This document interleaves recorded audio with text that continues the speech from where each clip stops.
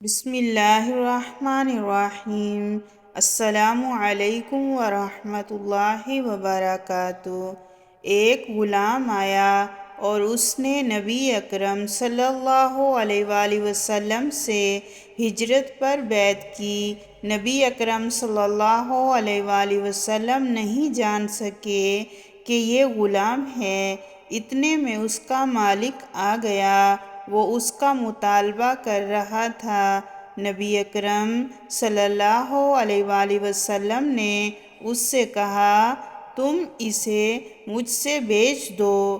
چنانچہ آپ نے اسے 2 کالے غلاموں کے عوض خرید لیا۔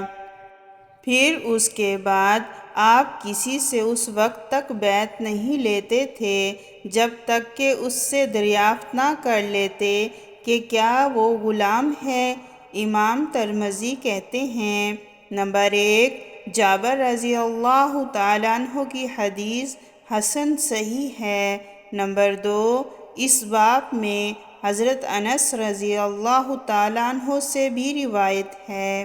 نمبر 3، اہل علم کا اس حدیث پر عمل ہے کہ ایک غلام کو 2 غلام سے نقد خریدنے میں کوئی حرج نہیں، اور جب ادھار ہو تو اس میں اختلاف ہے۔